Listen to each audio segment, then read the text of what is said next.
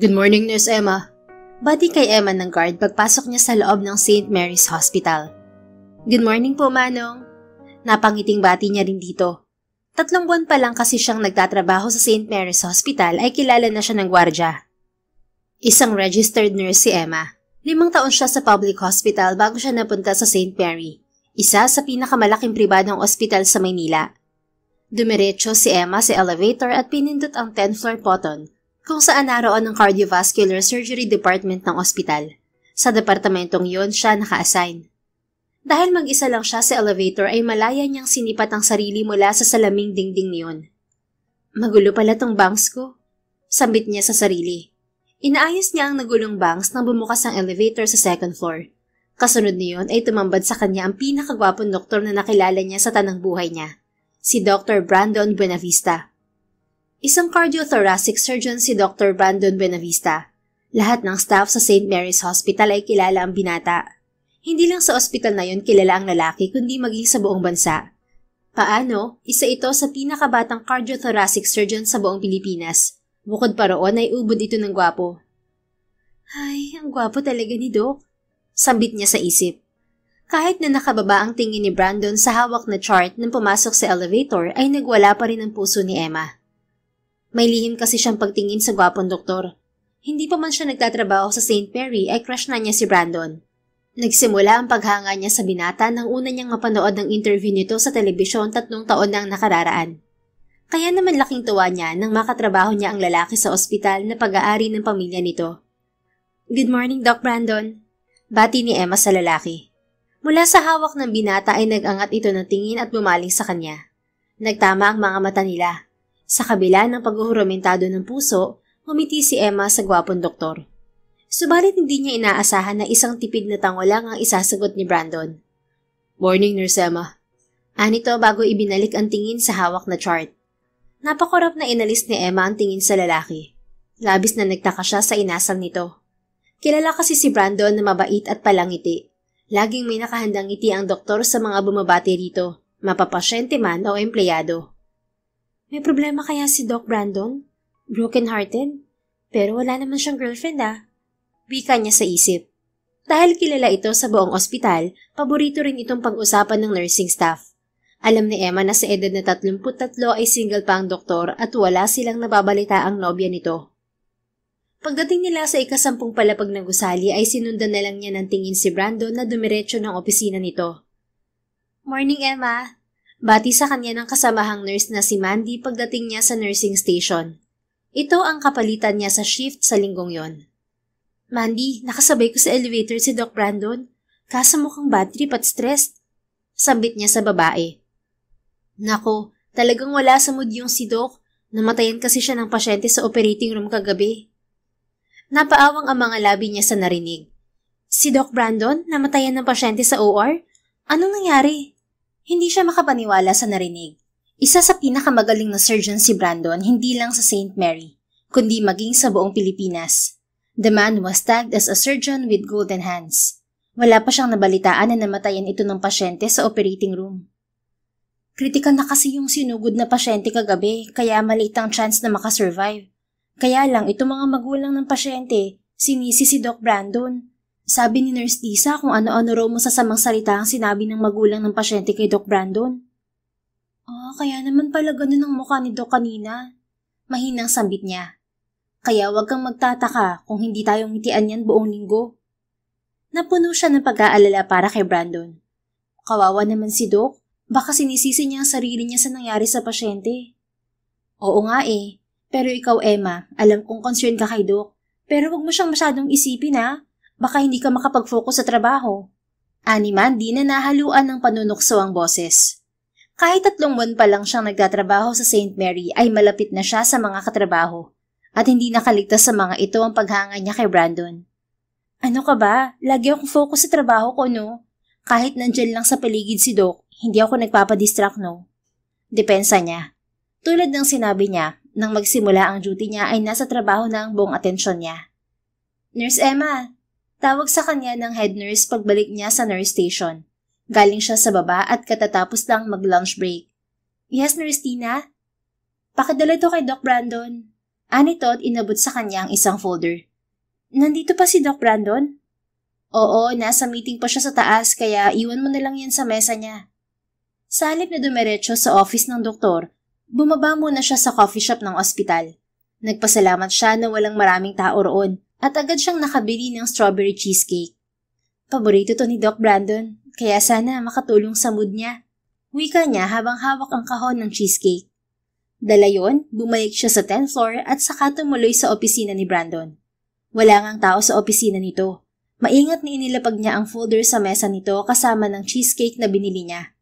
Subalit bago pa siya makalayo sa mesa ni Brandon ay bumukas na ang pinto ng silid at iniluwa ang binata. Muntik na siyang mapatalon sa gulat. Nurse Emma? Ngumiti siya sa kabila ng naguhuramentadong dibdib. Doc Brandon, nandito ka na pala. Dinala ko lang po yung folder na pinapabigay ni Nurse Tina. Tipid na tumango si Brandon at lumapit sa kanya. Thank you. You're welcome, Doc. Sige po, mauna na ako. Ngumiti rin siya at nilagpasan to. Subalit bago pa siya makalabas ng pinto, muli ay narinig niya ang boses nito. Wait, Nurse Emma. Bakit po, Doc? Baling niya sa doktor kahit na may ideya na siya kung bakit siya rito pinahinto. This cake here, kanino galing to? Tanong nito. Mula sa cake ay nag-angat ito ng tingin at sinalubong ang mga mata niya. Sa akin, Doc. Nakitaan niya ng gulat ang mga mata nito. Sa'yo? Sa loob ng 3 buwan niyang pagiging katrabaho ni Brandon, yun ang unang beses na naglakas ng loob siyang bigyan ng pagkain ng binata. Nabalitaan ko kasi yung nangyari kagabi, Doc. Gusto ko lang sanang gumanda yung mood mo kahit papano, kaya naisip kong bigyan ka ng paborito mong cake. Bakit mo alam na paborito ko ang strawberry cheesecake? Namilog ang mga mata niya. Doc, hindi ako stalker Kumunot ang noon nito. Wala akong sinabi na stalker ka, Nurse Emma. I'm just asking you. Nilinaw ko lang, Doc. Pero ano kasi, alam ko na favorite mo yan. Kasi napansin ko na yan ang lagi mong order sa cafe. Tapos nabanggit din ni Nurse Tina na paborito mo nga yan. Muli ay sumulyap ito sa slice ng cake na nasa mesa. Thank you, Nurse Emma. Nagwala ang puso niya sa simpleng thank you nito. Wala yun, Doc. Maliit na bagay. Sorry kung isang slice lang yan Wala na daw kasing available na isang buo Sa tingin mo, kaya kong ubusin ang isang buong cake? Pwede naman kasing i-ref, Doc. Namilog ang mga mata niya nang bahagya itong natawa. Well, you're right. Ngumiti siya. Sige, Doc, balik na ako sa trabaho. Sana gumaan ang loob mo sa cake na yan kahit papano. At saka, wag mo sanang sisihin ang sarili mo sa nangyari.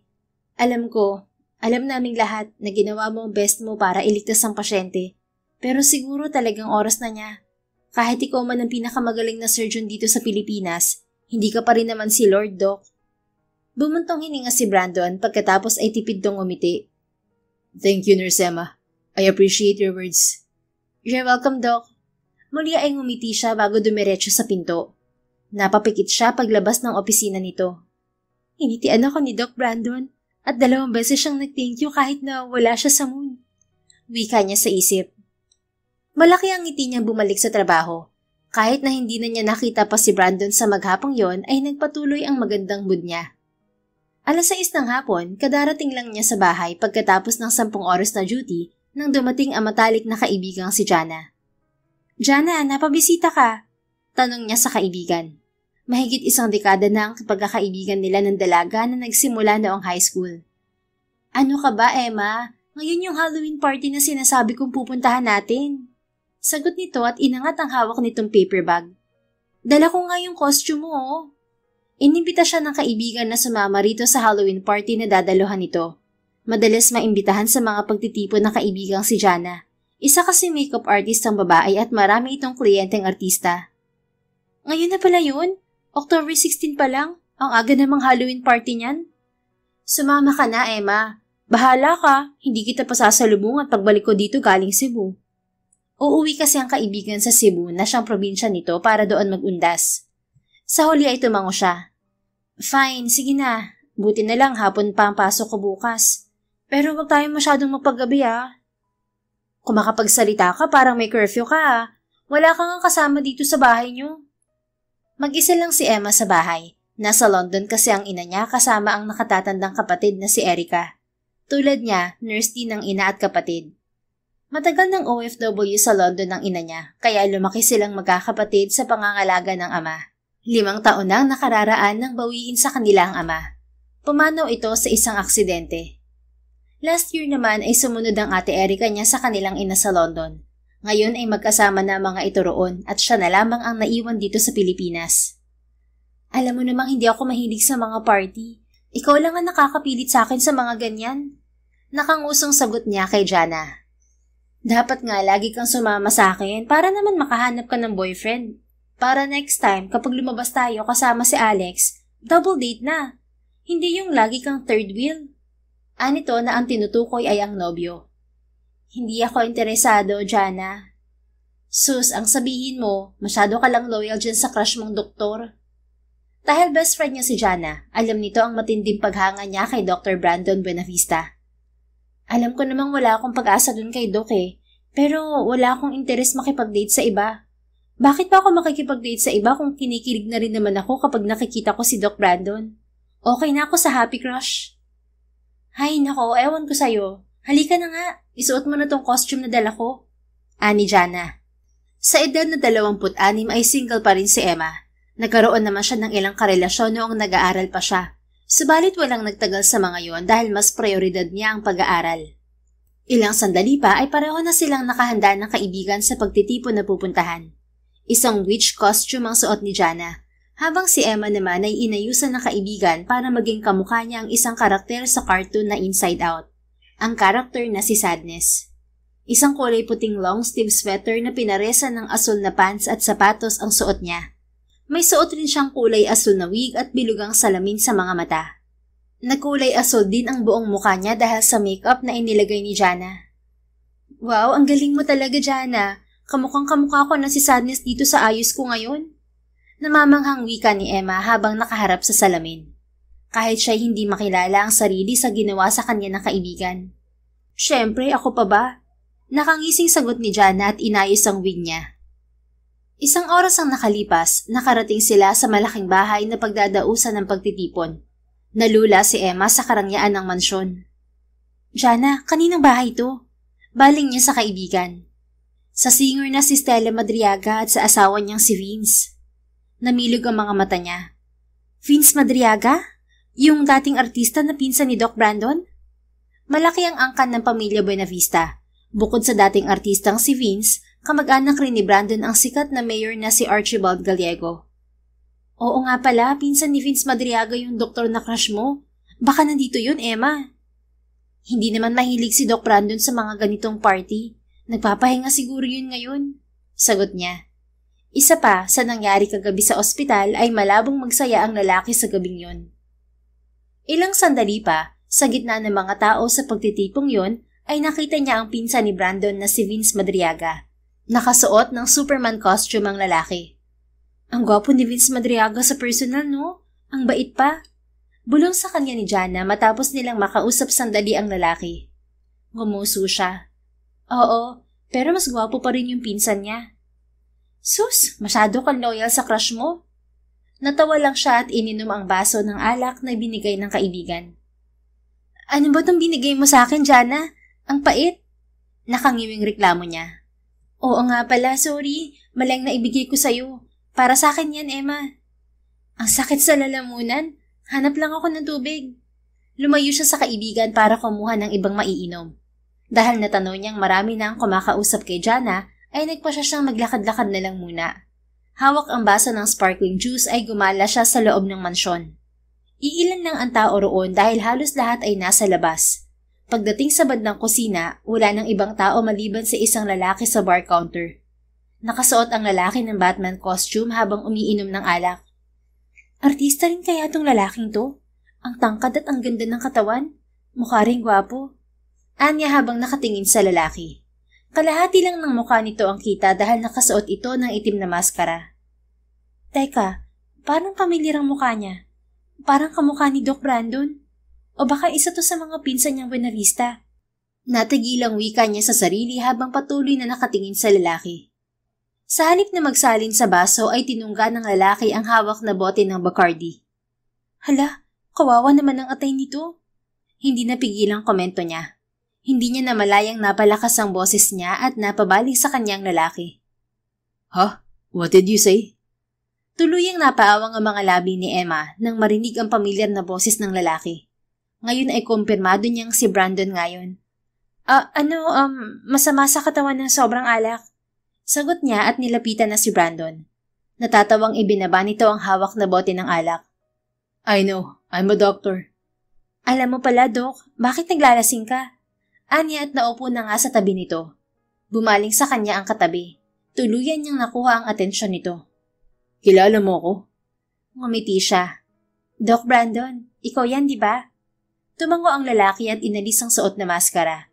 Tumambad sa kanya ang mukha ng gwapong doktor. Ikaw nga yan, Doc. Hindi makapaniwalang kagad niya. Napatitig siya sa mukha nito. Bukod sa magulong buhok, napansin niya na mapungay at namumula ang mga mata nito. Indikasyon na lasing na ito. Ikaw, sino ka? Bakit kilala mo ko? Kunot ang noong tanong nito. Pilit na pinafocus ang mga mata sa kanya. Hindi ako nakilala ni Doc. Sa bagay, kahit sarili ko hindi ko rin nakilala sa ayos ko. Anya sa isip. Akma siyang sasagot nang ituro siya nito. Wait. I know you. You're Sadness, yung sikat na cartoon character sa paboritong Disney movie ng pamangkin ko. Oo, ako nga yan, Doc. Bahagyang natawang tango niya. Dahil hindi siya nakilala ng binata, nagpa siya siyang hindi na ipakilala ang sarili. Total ay lasing naman to. Limot na siya nito bukas kapag nahulasan. Nanliit ng mga mata ni Brandon. Bakit nandito ka? Naramdaman mo ba na malungkot ako kaya nilapitan mo ako? Kinagat niyang ibabang labi. Kaya ka ba naglalasing ngayon? Kasi malungkot ka, Doc? Isang mapait na tawa ang isinagot ni Brandon. Pagkatapos ay tumango ito. Namatayan ako ng pasyente. You know what's worse? He was just 12 years old. Tila may piniga sa dibdib ni Emma sa basag na boses nito. I'm sorry to hear that. The kid's parents put their son's knife on me. But I failed them. Binigo ko sila. Pagpapatuloy nito sa basag na boses. Parang nanghina si Emma nang makitang umiiyak si Brandon. Doc, hindi mo hawak ang buhay ng pasyente. Hindi mo kasalanan kung binawi siya ng Diyos. No. Kasalanan ko yun. I feel like I didn't do my best. Ang bata pa ng pasyenteng yun para mamatay. Bago pa niya mapigilan ang sarili ay hinawakan niya ang likod nito. Subalit hindi niya inaasahan nang bigla ay yumakap sa kanya si Brandon. Sumubsob ito sa leeg niya at parang batang humagulgol sa kanya. Lumunok siya at binaliwala ang pagwawala ng puso. Dok, wala kang kasalanan. Magaling kang doktor. Sadyang may mga bagay na hindi natin kontrolado. Kailangan natin tanggapin na tao lang tayo na may limitasyon. Kahit gaano ka pa kagaling na doktor, hindi mo pa rin hawak ang buhay ng mga pasyente mo. Kaya wag mong sisihin ang sarili mo sa nangyari, Dok. Alo niya sa binata. Hindi niya alam kung gaano katagal na umiiyak ang binata bago ito tumahan. Ilang sandali pa ay dahan-dahan itong kumalas at nag-angat ng tingin. I'm sorry, I cried on you. Okay lang, Dok. Masuyo niyang pinunasan ng luha nito gamit ang daliri. Thank you, Sadness. Natawa siya sa itinawag nito sa kanya. Walang anuman, Dok. Did the heavens send you here to comfort me? Siguro, Dok. Magkakilala ba tayo? Parang pamilyar ang boses mo. Bumalik ang pagwawala ng puso niya. Hindi tayo magkakilala, Dok. Pero kilala kita kasi sikat kang doktor. Really? Bakit parang may kamukha ka? Ganun siguro kapag maganda, Dok. Maraming nagiging kamukha. Mahina itong natawa bago pumungay ang mga mata. Thank you for comforting me. Wala yon. Basta tama ng alak ka, lasing ka na. Pero gusto ko pang uminom. Paano yan? Binalingan nito ang bote ng alak. Hindi pwede, Dok. Sobra na yung nainom mo. Bago pa nito humahawakan ng bote ng alak ay kinuha na yun ni Emma. Isinali niya sa bakanteng baso ang natitirang laman ng bote at inisang lagok yun. Napapikit siya sa tapang ng alak na pumasok sa katawan niya. Hey, what did you do? Inubos ko na. Huwag ka na magbukas ng bagong bote. Kinigat niya ang labi dahil pakiramdam niya ay namanhid yun. Natawa si Brandon pagkatapos ay bumagsak ang mga mata nito sa labi niya. Can I kiss you instead? Ha? Sabi ng pinsan ko, dalawang pwedeng makalasing sa isang tao. Alak o halik. Ayaw mo akong payagang uminom. Kaya pwedeng halikan na lang kita. Nagwala ang puso ni Emma. Diyos ko, confirm na confirm. Wala sa sarili tong si doktor na to. Wika niya sa isip. Gusto mo akong halikan? Hindi makapaniwalang gagad niya.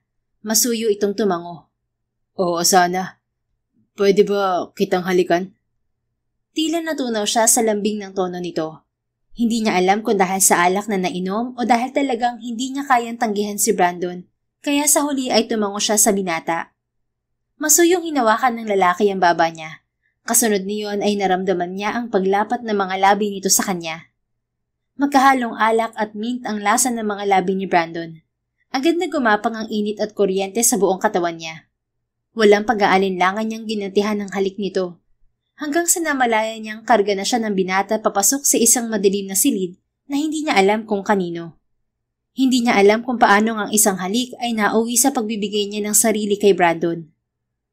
2 oras ang nakalipas, nakahiga siya sa tabi ng natutulog na binata. Pagkatapos ng nangyari sa kanila ay agad itong nakatulog sa kalasingan. Sunod-sunod na napalunok si Emma habang nakatingin sa madilim na kisame. Oh my God!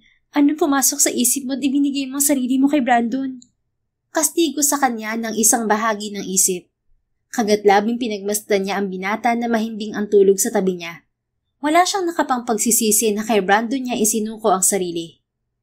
Ilang sandali pa, kahit masakit ang ibabang bahagi ng katawan, ay pilit siyang bumangon at inayos ang sarili bago lumabas ng silid. Emma, saan ka galing? Kanina pa kita hinahanap. Bungad sa kanya ni Jana nang makita niya ito sa pool area ng bahay. Nasa loob ako. Uwi na tayo. Pansin niya na nabawasan ng mga taong naroon. Oo, akala ko nga nauna ka nang umuwi eh. Hindi ka nagsabi. Teka, bakit sira na yung makeup mo? Napalunok siya. Nakaidip kasi ako dahil nahilo ako sa pinainom mo. Tapos naghilamos ako bago lumabas. Kumunot ang noo ni Jana. Subalit sa huli ay tumango ito at tila naniwala naman sa sinabi niya. Hindi niya alam kung paano sasabihin sa kaibigan ang nangyari. Gayong maging siya ay hindi pa rin mapaniwalaan yun. Pagdating ni Emma sa bahay ay hindi siya nakatulog at laman ng utak niya ang nangyari sa kanila ni Brandon. Paano kapag nagkita kami sa trabaho? Maalala niya kaya yung nangyari? Makilala niya kaya na ako yung babaeng nakaniig niya? Anya sa isip. Kinabukasan, bukod sa puyat, ay kabado si Emma nang pumasok sa trabaho. Nurse Tina, nandyan na po si Doc Brandon? Tanong niya sa head nurse pagdating sa station. Tumawag si Doc Brandon kanina, hindi raw siya pupunta dito ngayon. Sagot nito. Nakahinga siya ng maluwag sa narinig. Sa unang pagkakataon mula nang magtrabaho siya sa naturang ospital, nagpasalamat siya na wala si Brandon. Hindi niya alam kung paano haharapin ng lalaki pagkatapos ng naganap kagabi. 6:00 ng hapon, pabalik siya sa nurse station mula sa cafeteria nang matanaw niya si Brandon na naglalakad pasalubong sa direksyon niya. Shit! Akala ko hindi siya papasok ngayon. Bakit nandito siya bigla? Wala man lang ba siyang hangover sa dami ng nainom niya? Tanong niya sa isip. Nagwala ang puso ni Emma. Bago pa siya makapihit upang iwasan ng lalaki, ay nagtama na ang mga mata nila. Pinilit niyang umakto ng kaswal at nagpatuloy sa paglalakad. Nurse Emma. Bati ni Brandon nang wala ng 1 metro ang distansya nila. Tila pansamantalang huminto ang tibok ng puso niya. Sa kabila niyon ay ngumiti siya. Good evening, Doc Brandon. Nandito ka pala. Sabi kasi ni Nurse Tina, hindi ka raw pupunta dito ngayon. Uuwi rin ako agad. May kailangan lang akong kunin sa opisina ko. Sige po, Doc. Ngumiti siya at nilagpasan to. Deka, Nurse Emma. Muntik na siyang mapatalon sa gulat. Bakit, Doc? Salamat ulit kahapon. I enjoyed it. Namula ang buong mukha niya. Anong kahapon, Doc? Yung bigay mong cake kahapon. Kinain ko pag uwi ko. Napakurap siya. Yun pala. You're welcome, Doc. Masaya ako na, nagustuhan mo. Ngumiti ito. Thanks again, Nurse Emma. You're welcome, Doc Brandon. Tipid na ngumiti siya at nilagpasan to. Napadiretso siya sa storage room at napahawak sa dibdib. Shit, akala ko nakilala niya ako. Pero hindi pala. Bulong niya sa sarili. Aminado siyang isang bahagi ng puso niya ang disappointed na walang ideya si Brandon na siya ang babaeng kasama nito kagabi. Subalit sa kabilang banda ay mas mabuti yun. dahil hindi niya alam kung paano pakikitunguhan si Brandon kung sakaling makilala siya nito. Tama, mas okay na yung ako lang ang nakakaalam ng nangyari sa amin. Sa huli ay sambit niya sa sarili. Nagpasalamat siya na sa sumunod na mga araw ay hindi niya nakita si Brandon sa ospital.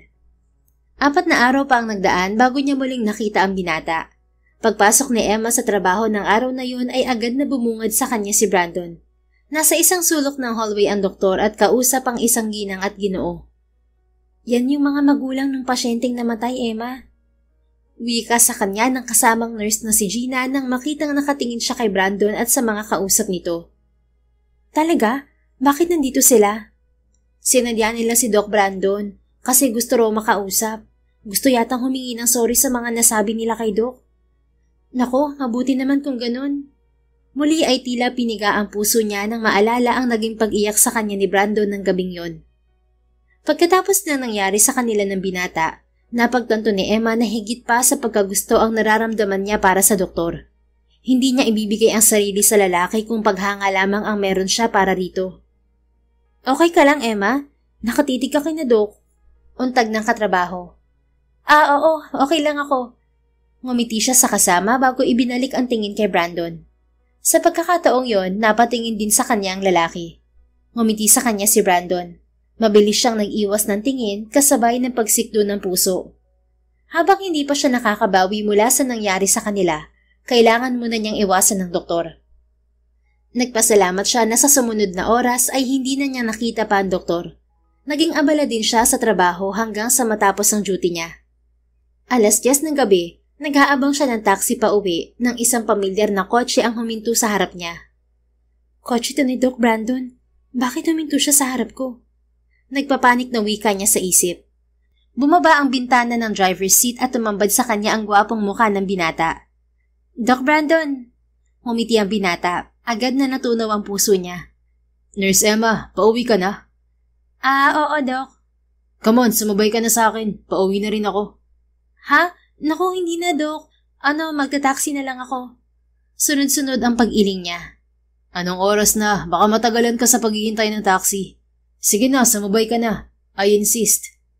Muling ngumiti si Brandon. Sa pagkakataong yun ay nawalan na siya ng kakayahang tumanggi at sa huli ay napatango na lang. Pagpasok sa front seat ng sasakyan ay agad na nanood sa kanya ang bango ng kotse nito. Seatbelt, Nurse Emma. Teka, makain na muna yung hawak mo. Ani Brandon at kinuha sa kanya ang inumin na binili niya sa cafe ng ospital. Ngumiti siya at kinabit ang seatbelt. Okay lang ba talagang sumabay ako, Doc? Nakakahiya naman. It's fine. I want to return the favor so let me drive you home. Yung sa cake, Doc? Wala yun, maliit na bagay. Ngumiti lang to. Saan ka nakatira? Sinabi niya rito ang address niya. Sigurado ka talagang ihahatid mo ko, Doc? You're still asking me that? Nandito ka na sa sasakyan ko, oh. Hassle kasi, Doc. Medyo malayo yung address ko sa Buena Vista Tower. Alam mo kung saan ako nakatira? Napakurap siya. Narinig ko lang kay na Nurse Tina, Doc. Tumango ito at muling humiti. Hindi naman malayo yung address mo, so I don't really mind. Thank you, Doc. Habang nasa biyahe ay hindi niya napigilan na pasimpleng pagmasdan ng lalaki. Ano ba tong nangyayari? Kung kailan gusto kong iwasan muna si Doc Brandon at saka ganito? Anya sa isip. Napapikit siya nang maalala ang gabing pinagsaluhan nila ng binata, kung gaano kasarap ang mga labi nito. Erase, Emma. Mariing bulong niya sa sarili. Emma, okay ka lang? Parang namumula ka. Pilit siyang umiti. Okay lang, Doc. Nainitan lang. Oh, sorry. Nilakasan nito ang aircon at inayos para itapat sa kanya ang buga. Thank you, Doc. Kamusta ka pala? I feel better now. Thank you. Buti naman, Doc. Magaling kang doktor, kaya sana huwag mong pagdududahan ng sarili mo dahil lang sa nangyari. Thank you, Emma. Nagwala ang puso niya. Emma? Nakangiting sumulyap to sa kanya. Wala naman tayo sa ospital. I can call you Emma, right? Ngumuso siya at lihim na kinilig. Ibig sabihin ba niyan, pwede rin kitang tawagin Brandon lang pag wala sa trabaho? Of course, pwede. Joke lang, Doc. Nakakahiya naman. Di naman tayo magka-level. What? Anong hindi magka-level? Siyempre, hamak na nurse lang ako. Ikaw si Doc Brandon Buenavista, one of the brightest surgeons in the country. Tapos apo pa ng dating director ng St. Mary. Nakangiting umiling to. Stop putting me on a pedestal. Simpleng doktor lang din ako. You can call me Brandon outside of work. Ayoko nga, Doc. Ano na lang ang sasabihin ng mga tao sa ospital kapag may nakarinig? You can tell them we're friends. Namilog ang mga mata niya. Tayo? Magkaibigan? Ngumiti ito. I'd like to be friends with you, if you want to. Gusto mo akong maging kaibigan? Why not? I appreciate your gesture that day, Emma. Maliit na bagay para sa'yo yung ginawa mo. Pero para sa akin, malaki yun. So yes, I'd like to be, friends with you. If that's fine with you, of course. Nakagat niya ang ibabang labi. Hindi yata matatapos ang sorpresa sa buhay niya sa linggong yun. Emma? Untag ni Brandon. Tumikhim siya at bahagyang natawa. Doc, sino ba ako para tumanggi dyan sa alok mo? Siyempre gusto kong maging kaibigan mo. Karangalan maging kaibigan ng isang Doc Brandon Buenavista, no? Natatawag na pailing to. Stop talking as if I'm some sort of figure or something. Totoo naman kasi, Doc. Kaya hindi ako makapaniwala na gusto mo ako maging kaibigan. Pero seryoso yan, Doc, ha? Walang bawian. Bakit ko naman babawiin? That's ridiculous. Okay, sige, Doc. Magkaibigan na tayo. Kaswal na sagot niya, subalit sa loob niya ay halos gumulong na ang puso niya sa kilig. Thank you, Emma. Ngumiti siya at napainom na lang sa hawak na cup ng kanyang matcha drink. You like matcha tea? Tanong ni Brandon. Oo, Doc. Paborito ko to. Hindi kasi ako pwede sa kape. Sinisikmura ako. Ikaw, Doc, cafe Americano ang paborito mo, di ba?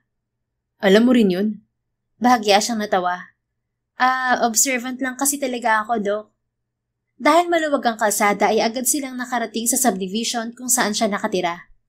Walang ilaw sa bahay niyo. Wala kang kasama, Emma. Sa ngayon, oo, Doc. Mag-isa lang ako. Nasa probinsya kasi si Manang Selma, yung kasambahay namin. How about your parents? Nasa London si Mama at yung kapatid ko. Nurse sila doon. Yung papa ko naman patay na. Mag-isa ka lang pala ngayon. Huwag mong kalimutan na laging mag-lock ng pinto, Emma. Pinigilan niyang mangiti sa pagiging thoughtful nito. Oo, Doc. Thank you sa paghatid. Wait, your seatbelt. Noon lang niya naalala na nakakabit pa ang seatbelt niya. Inunahan siya ni Brandon na tanggalin yun. Sa ginawa nito ay nagkalapit sila at nagtama ang mga mata. Emma? Yes, Doc. Lumunok ito at nanatiling nakatitig sa mga mata niya. Your eyes, they look familiar.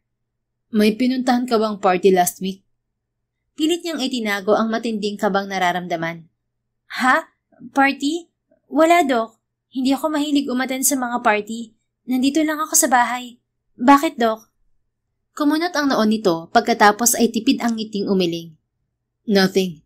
I'm sorry. I think I was just mistaken. Sige, Doc. Thank you ulit. Mag-ingat ka pa uwi. Thank you. See you tomorrow at work. Wala akong pasok bukas at sa makalawa, Doc. Oh, see you on Tuesday then. Tumango siya at ngumiti. See you, Doc Brandon. Pagbaba niya sa sasakyan ay tumayo siya sa gate para hintayin makaalis si Brandon. Subalit sa halip na umandar ang sasakyan ay bumukas ang bintana niyon at dinungaw siya ng binata. Pumasok ka na sa loob, Emma. I won't leave until I see you're safe inside. Okay, Doc. Papasok na ako. Tulad nga ng sinabi nito, pagpasok niya sa loob ng bahay ay sakalang niya narinig ang pag-alis ng kotse nito. Napabuga siya ng malalim na hininga. Ngayong magkaibigan na sila ni Brandon ay lalong hindi nito dapat malaman na siya ang babaeng naka one night stand nito. 2 araw ang lumipas, pagbalik ni Emma sa trabaho ay nakasabay niya si Brandon sa elevator. Hey, Nurse Emma! Nakangiting bati ng binata. Simpleng bati lang ng binata ay nagwala na agad ang puso niya. Hi, Doc Brandon. Kadarating mo lang? Oo, Doc. Ikaw?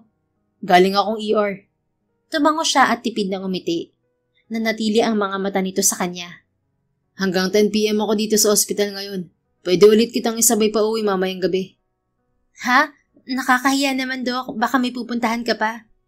Diretso uwi na ako. At bakit ka nahihiya? We're friends now, aren't we? Seryoso pala talaga yun, Doc? Tila naaaliw na umangat ang kilay nito. Bakit? Sa tingin mo nakalimutan ko dahil hindi tayo nagkita kahapon? Ngumuso siya. Sige, Doc. Kung hindi ako nakakaabala sa'yo, sasabay ako pa uwi. Okay. Nakangiting sagot nito kasabay ng pagbukas ng elevator sa 10th floor. Good luck sa work, Doc. Ikaw din, Nurse Emma. Habang naglalakad patungo sa nurse station ay hindi na napigil ni Emma ang malapad ng ngiti. Ganda ng ngiti mo, Nurse Emma. Nakita mo siguro si Doc Brandon, no? O sisa ng katrabahong si Andy. Nakasabay ko sa elevator si Doc. Sagot niya. Ay, kahapon hinanap ka niya. Tapos bigla niyang naalala na rest day mo nga daw pala. Talaga? Napakurap-kurap na gagad niya. Ngumisi ang katrabaho. Hoy Emma, ikaw baka ginagayuma mo yang si Doc kaya ka biglang hinanap.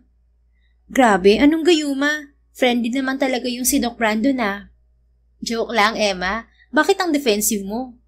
Wika nito na ikinatawa na lang din niya. Nang gabing yon, bago matapos ang duty niya ay nakasalubong niya si Brandon sa hallway. Doc, uuwi ka na? Tanong niya dahil bitbit nito ang messenger bag nito. Bahagyang umangat ang kilay nito. Nurse Emma, I told you isasabay kita pa uwi, di ba? Seryoso talaga yon, Doc? Of course, I'm serious. Dadaan ako sa coffee shop sa baba kaya sa lobby na lang kita hihintayin, okay? Sige, Doc. Bababa ako agad pagkatapos ng duty ko. It's okay. I don't mind waiting. Nakangiting sagot nito. Napapikit siya sa kilig nang lagpasan siya ng binata. Pagkatapos ng duty, ilang minuto siyang nagtagal sa CR bago bumaba sa lobby. Naabutan nga niya roon si Doc Brandon na naghihintay. Hawak ang 2 cup ng inumin mula sa coffee shop ay tumayo ito at sumalubong sa kanya. Shit, para siyang boyfriend na naghihintay sa akin. Wika ng delusional na parte ng isip niya. Matcha flavor to, Emma. Favorite mo. Anito at inabot sa kanya ang 1 cup. Nagwala na naman ang puso niya. Thank you, Doc. Di ka na sana nag-abala. It's nothing. Let's go. Tumango siya at sumunod dito patungo sa sasakyan nito. Habang nasa biyahe sila ay pasimple niyang pinagmamasdan ng gwapong mukha ni Brandon. Kahit na 10:00 na ng gabi ay mabango pa rin at fresh na fresh ang binata. Ano ba tong nararamdaman ko sa lalaking to? Habang tumatagal lalo siyang gumagwapo sa paningin ko. Anya sa isip. Bumaba ang mga mata ni Emma sa mga labi ni Brandon. Ngayong alam na niya ang lasa ng mga labi nito ay parang torture sa kanya na nakikita yon. Emma, are you staring at my face? Anito na bigla ay sumulyap sa kanya. Nag-init ang mukha niya sa hiya. Ay, sorry Doc. Ano kasi, kamukha mo yung crush ko. Crush mo? Oo, artista yon. Si Vince Madriaga. Vince Madriaga? Pinsan ko yun, Emma. Nagkunwari siyang hindi alam ang bagay na yon. Ay, talaga, Doc? Kaya pala kamukha mo siya. Pinsan mo pala. Kumunot ang noon nito. May asawa na si Kuya Vince, Emma. Alam ko, Doc. Crush lang naman. Mas gwapo ako dun. Sikat lang ang pinsan kong yun kat magaling umarte. Natawa siya. Sige, Doc, dahil ikaw ang kasama ko ngayon, saka magkaibigan ka mo tayo, edi sasang-ayon ako sa'yo na mas gwapo ka nga. Parang napilitan ka lang, Emma. Ay nako, Doc, kung alam mo lang, ikaw ang pinakagwapong lalaki sa balat ng grupa para sa akin. Sagot niya sa isip. Hala, hindi, Doc. Ngayong pinagmamasdan kita, na-realize ko na mas gwapo ka nga talaga kay Vince Madriaga. Period. Ngumuso ito, tila nagpipigil ng ngiti. Talaga? Talagang-talaga, Doc. Napangiti na nga ito ng tuluyan. Akmang magsasalita ito nang magring ang cellphone nito. Tumikim si Brandon. It's my mother. Sagutin ko lang, Emma. Tumango siya at nag-iwas ng tingin. May kung ano itong pinindot sa sasakyan. Kasunod niyon ay pumailan lang ang boses ng isang ginang. Brandon, iho. Yes, ma. Napatawag ka po. I just wanted to check on you. Are you home? Hindi pa, ma. Pauwi pa lang. Nasa biyahe ako ngayon. What? Anong oras na dyan sa Pilipinas, Hindi ka na yata nagpapahinga, anak. Ma, I'm old enough to take care of myself. And don't worry about me. Nagpapahinga ako. Dapat kasi mag-girlfriend ka na para mahinto na yung pagiging workaholic mo. Sa susunod mong uwi dito sa US, kapag wala kang dalang girlfriend, nako, hindi kita papapasukin ng bahay natin. Natawa si Brandon. Don't worry, ma. I'm working on it. Pag-uwi ko dyan, meron na. Really, iho? Sumulyap kay Emma si Brandon bago sumagot sa ina. Yes, ma. Anyway, I have to go. I'll talk to you later. Pagkatapos nitong ibaba ang tawag ay muling bumaling sa kanyang lalaki. Sorry about that, Emma. I didn't have my earphones with me. Okay lang, Doc. Nasa US pa lang mami mo? Oo, nandun ang parents ko dahil may mga business kami ron. Binibisita ko lang sila kapag may bakasyon ako sa trabaho. Natigilan siya nang balikan ang sinabi nito sa ina. Ayon kay Brandon, pag uwi nito ng Amerika ay may kasama na itong girlfriend.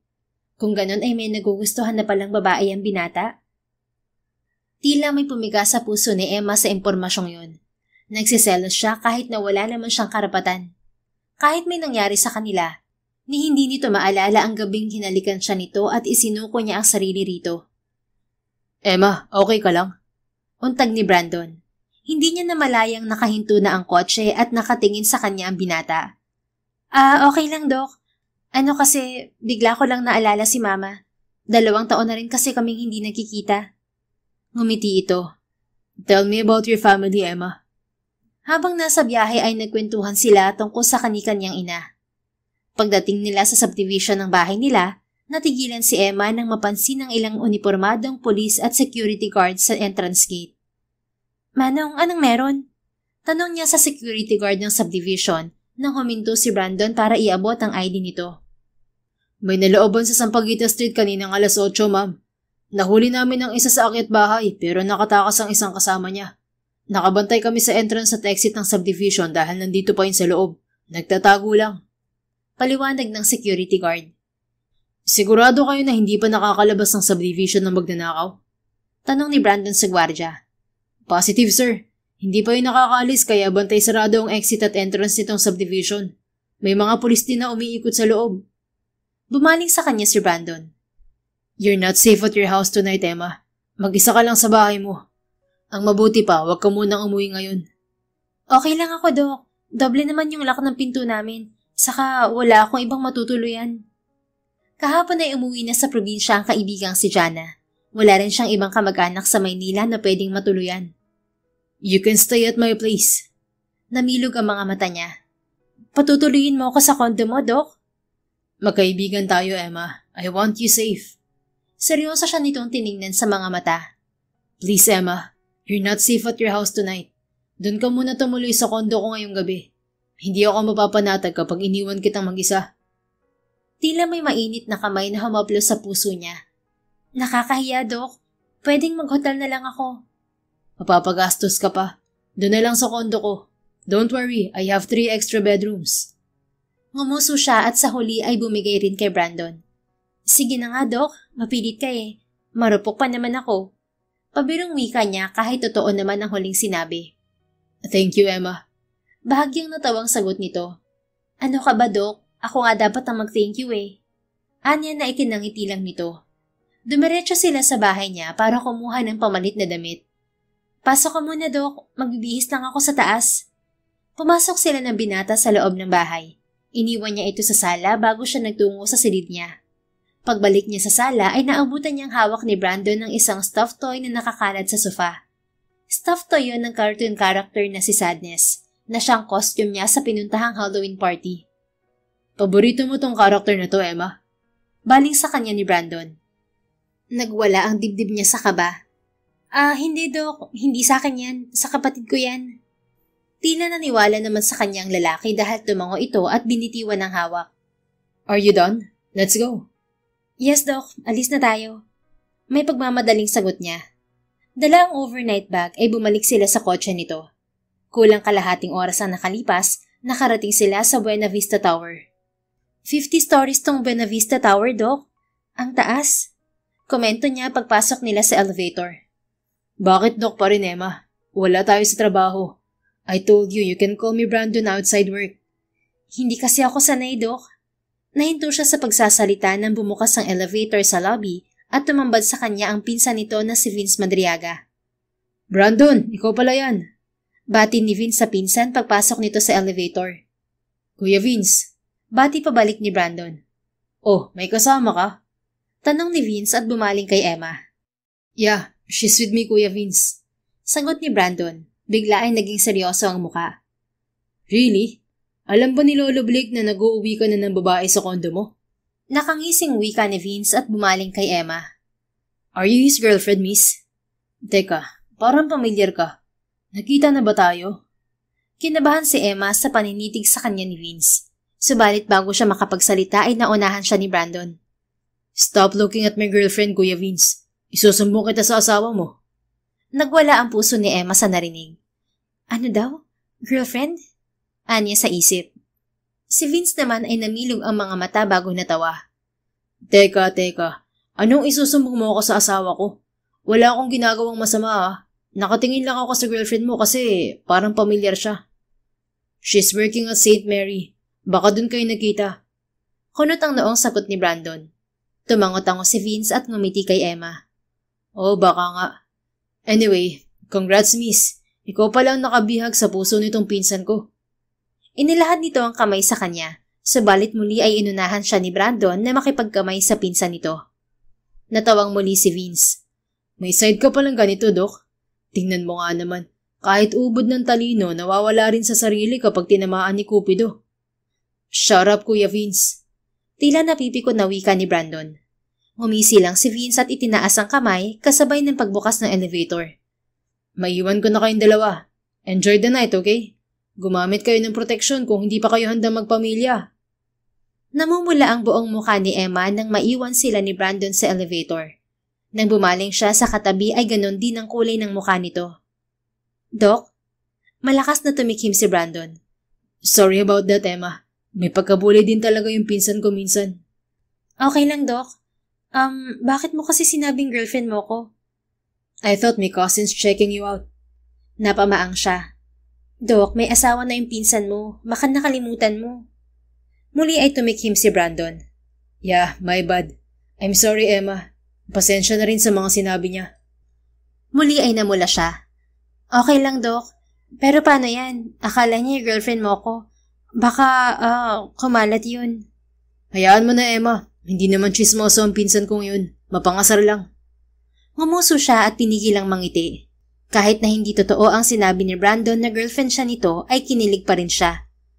Why do you seem happy, Emma? Dahil ba nakita mo si Kuya Vince? Bumaling siya sa lalaki na ngayon ay nakakunot na ang noo. Hindi ah. Hindi ka masaya na nakita siya? Crush mo yun, di ba? Ikaw lang ang crush ko, Doc. Sagot niya sa isip. Sa halip na isa tinig yun ay ngumiti siya. Hindi ko na crush yung pinsan mo, Doc. Hindi naman pala siya ganun kagwapo in person. Mas gwapo ka. Mas matalino rin ako. Oo naman, Doc. Mas mabait pa. Call me Brandon, Emma. Kinagat niyang ibabang labi bago tumango. Okay, Brandon. Malaki na ang ngiti nito paglabas nila ng elevator. Ilang sandali pa nakarating sila sa unit nito. Tulad ng inasahan niya, malawak yun at sumisigaw ng karangyaan. Well, ano pa bang inaasahan niya sa isang Buena Vista, hindi ba? You can stay here, Emma. Ani Brandon nang dalhin siya sa guest room na katabi ng silid nito. Kompleto ang gamit doon at may sariling banyo. Thank you, Doc. Brandon. Daig ko pa nasa hotel ah. Ngumiti ito. Magpahinga ka na. Pagod ka sa trabaho. Ikaw din, Doc. Yes, I will. Good night, Emma. Kapag may kailangan ka, don't hesitate to knock on my door. Ngumuso siya. Di naistorbo ka. Ayos nang maistorbo ako. You're my guest here. Hindi no. Ayoko maistorbo ka, Doc. Huwag ka mag-alala. Wala na akong kakailanganin. Sa lambot ba naman ng kaba na to, imposibleng hindi ako makatulog na mahimbing. Good night then. Good night, Brandon. Nakangiting tango niya. Nakatulog si Emma ng mahimbing at may ngiti sa mga labi. Kinabukasan, paglabas niya ng silid, ay naamoy niya ang pagkain mula sa kusina. Pagpasok niya roon ay naabutan niya si Brandon na nagluluto. Nakaputing t-shirt ang binata at walking shorts. Bakat ang katawan nito sa manipis na pang-itaas. Bigla ay naalala niya ang pakiramdam ng matipunong katawan ni Brandon. Oh, tukso, layuan mo po ako. Wika ni Emma sa isip. Good morning, Emma. Bati ni Brandon. Lumunok siya at ngumiti. Good morning din sa'yo, Brandon. Maayos bang naging tulog mo? Oo naman, maayos na maayos. Bakit namumula ka, Emma? Naiinitan lang. Kailangan ko ng tubig. Malamig na tubig. Meron ba? Nasa ref. Agad siyang dumiretso sa malaking ref. Mabuti at pagkatapos niyang makainom ng tubig ay nahimasmasan siya. Hindi ka ba maaga sa ospital ngayon, Brandon? Baling niya sa lalaki. Iniwasan niyang mapatingin sa mga braso nito. It's October 31st. Wala akong duty ngayon hanggang sa makalawa. Pupunta lang ako doon kapag may emergency. Ikaw? Sagot nito bago binalingan ang fried rice na niluluto. May duty ako ngayon. Teka, may itutulong ba ako dyan sa ginagawa mo? Ngumiti ito. No need to help. Patapos na ako. Maupo ka na lang para makakain na tayo. Bumaling siya sa mesa na puno ng pagkain. May pritong itlog, steamed vegetables, sausage, corned beef at toasted bread doon. Ikaw ang nagluto nitong lahat, Brandon? Ang galing mo ah. It's just a simple breakfast, Emma. Kahit na, ang galing mo pa rin. Yung iba nga, hindi matinong magluto kahit pritong itlog lang tapos ikaw, perfect ang sunny side up mo oh. Tumikim ito at tila nahihiyang natawa. Stop praising me, Emma. Itlog lang yan. Napansin niyang namumula ang tenga nito. Ang cute palang mag-blush nitong lalaking to. Lalo akong nahuhulog tuloy. Anya sa isip. Ilang sandali pa nga, pareho silang dumulog ni Brandon sa hapag. Magkaharap sila sa dining table nito. Let's eat. Anang binata. Nakangiti siyang tumango. Anong gusto mo, Brandon? Fried rice or toasted bread? Fried rice. Gumawa lang ako ng toasted bread dahil baka yun ang gusto mo. Nagsirko ang puso niya sa kilig. Ay, ang thoughtful mo naman. Ako na nga lang to nakitulog. Ako pa tong may masarap na almusal. Salamat sa tinapay pero timsinangag din ako tulad mo. Kinuha niya ang bowl ng fried rice at naglagay sa plato nito. What are you doing, Emma? Paraan lang ng pasasalamat ko. Kasi ikaw ang nagluto ng lahat ng to. Para naman may ambag ako sa breakfast natin. You don't have to do this, but thank you. You're welcome, Brandon. Itong corned beef gusto mo? Yes, please.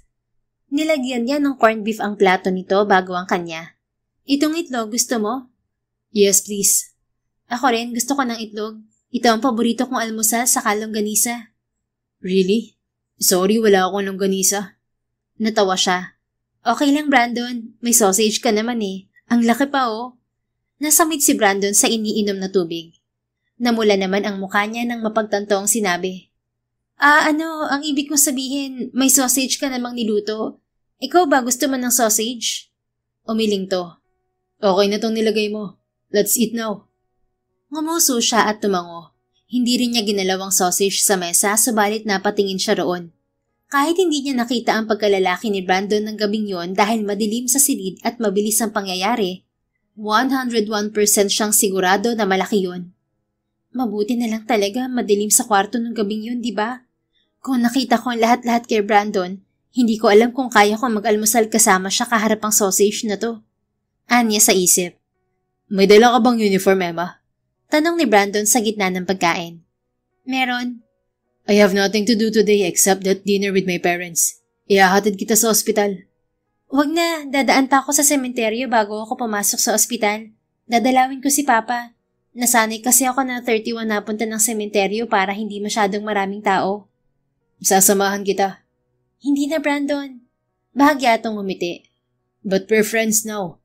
Hindi ba dapat ipakilala mo ako sa papa mo?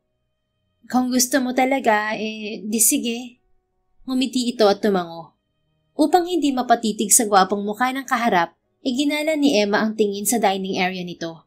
Napansin niya ang mga alak na nakadisplay sa bar counter. Brandon, mahilig kang uminom ng alak? Kasual na tanong niya. No, I don't drink often. Mabuti yun. Kawawa naman ang atay mo. Wait, Emma. What did you say? Kawawa naman ang atay mo. Totoo naman, di ba? Tila kumislap ang mga mata nito bago tumango. Yeah, hindi ako madalas uminom. I tend to lose my memory when I get drunk. Kaya iniiwasan ko malasing. Kung ganun, wala talaga siyang naaalala nung gabing may nangyari sa amin. Ani Emma sa isip habang patuloy sila sa pagkain. 2 oras na nakalipas ay lumabas na sila ni Brandon ng kondo nito. Tulad ng sinabi ng binata ay sinamahan siya nito sa sementeryo. You're giving your father sunflowers? Tanong ni Brandon habang naglalakad sila patungo sa puntod ng ama. Sumulyap si Emma sa hawak na bungkos ng bulaklak na binili niya sa labas. Oo, ito kasi ang paboritong bulaklak ng mga magulang ko. Nung nanliligaw kasi si Papa kay Mama, Sunflower ang lagi niyang binibigay kay Mama. Nung namatay si Papa, sunflower din ang lagi naming dinadala sa kanya. That's sweet. Ikaw, anong paborito mong bulaklak? Ako ba? Tulip siguro. Bakit, Brandon? Bibigyan mo ba ako? Gusto mo ba? Ito naman si Doc, hindi naman ako patay. Natawa ito. Pabiro siyang sumimangot. Aba, Doc, di ko alam na ganyan ka palang kaibigan, ha? Ikaw kasi, hindi lang naman patay ang binibigyan ng bulaklak. Syempre, magtatanong ka kung kailan araw ng mga patay. Muli ay natawa to. Ang cute mo, Emma. Natawa na lang siya kasabay ng pagkapang ng kilig sa katawan. Ewan ko sa'yo, Doc. Pabirong inirapan niya ito na ikinatawa lang nito. Ilang minuto pa ay nakarating sila sa puntod ng ama. Papa, may kasama ako ngayon. Si Doc Brandon po. Doktor sa ospital kung saan ako nagtatrabaho. Gusto ka raw niyang makilala kasi magkaibigan na raw kami. Sambit niya sa puntod matapos ilapag ang bulaklak at magsindi ng kandila. Nice to meet you po, Tito. Wika ni Brandon sa tabi niya. Napangiti si Emma. Akalain mo yun, Papa? Naging kaibigan ko yung pinakamagaling na doktor sa buong St. Mary. Natawa si Brandon sa tabi niya. Stop it, Emma. Sus, huwag ka nang mahiya. Dapat masanay ka kapag kino-compliment ka ng mga tao. Kasi totoo naman. Matatanggap ko yung pinakagwapo pero wag yung pinakamagaling. Tingnan mo, Doc. Low-key mayabang ka rin eh. Natawa ito na lihim na nagpakilig naman sa kanya. Habang lalo niyang nakikilala si Brandon ay talagang lalo pa siyang nahuhulog dito. Wala na talaga akong pag-asang makaahon sa lalaking to. Aniya sa sarili. Isang oras silang nagtagal sa sementeryo bago siya hinatid ni Brandon sa ospital.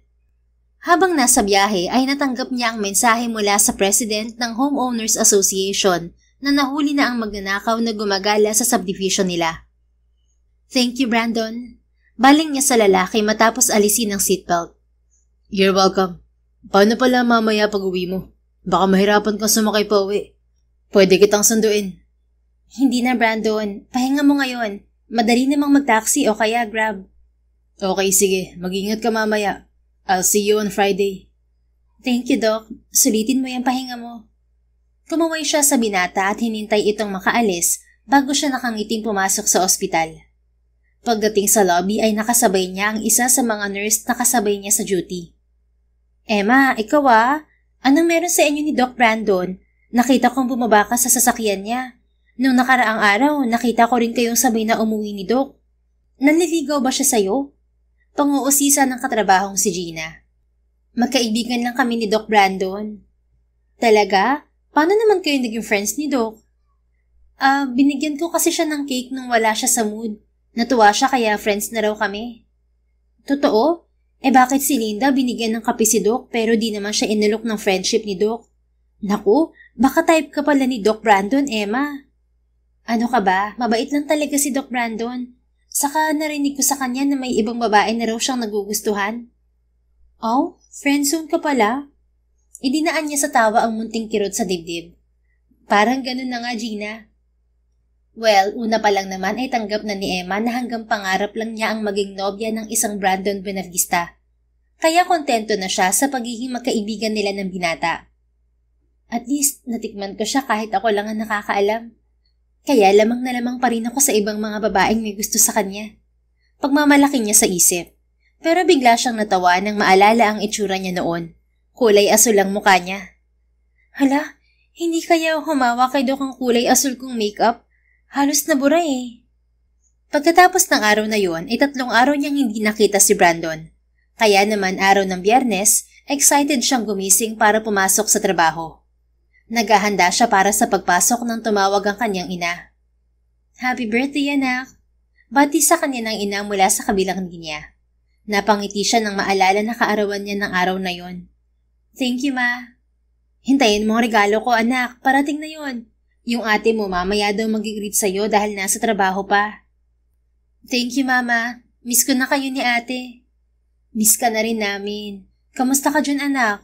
Okay ka lang ba kahit wala si Manang? Sa susunod na araw pa ang balik ng kasambahay nila mula sa bakasyon nito.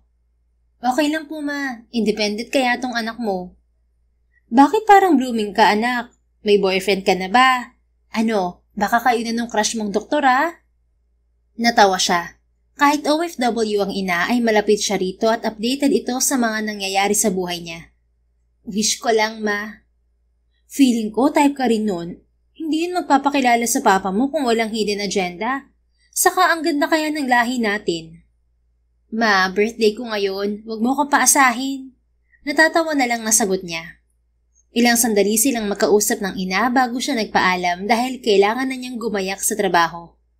Pagdating sa ospital, sinalubong siya ng sorpresa ng mga katrabaho. Happy birthday, Emma! Bati sa kanya ng head nurse na si Nurse Tina na sinundan ng mga kasama. Hawak nito ang isang cake. Thank you sa inyo. Wika niya sa mga to.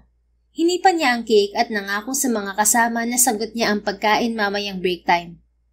Ilang oras ang nakalipas, nagayos siya ng mga gamot na dadalhin sa mga pasyente nang matanaw niya si Brandon. Hindi pa nakakalapit sa nurse station ang binata ay nagwawala na ang puso niya. Ang gwapo-gwapo nito sa suot na lab coat. Hi, Doc Brandon. Bati ng katabi niyang si Nurse Gina sa lalaki. Hi, Nurse Gina. Bati rin ng binata bago bumaling sa kanya. Nurse Emma. Hello, Doc Brandon. Nakangiting sagot niya. Doc, baka gusto mo ng cake? Meron kami dito. Birthday kasi nitong si Emma. Ani Gina. Napakurap na bumaling sa kanya si Brandon. Birthday mo ngayon? Natawang tumango siya. Oo, Doc. Pero wag mo nang itanong kung ilang taon na ako. Happy birthday, Emma. Tumalo ng puso niya. Thank you, Doc Brandon. Kapag wala ka ng ginagawa, dalhan mo ko ng birthday cake mo sa office ko. Hindi yung cheesecake. Okay lang, Doc. No problem with that. Anyway, I have to go. Kailangan kong bumaba sa ultrasound room. Sige po, Doc.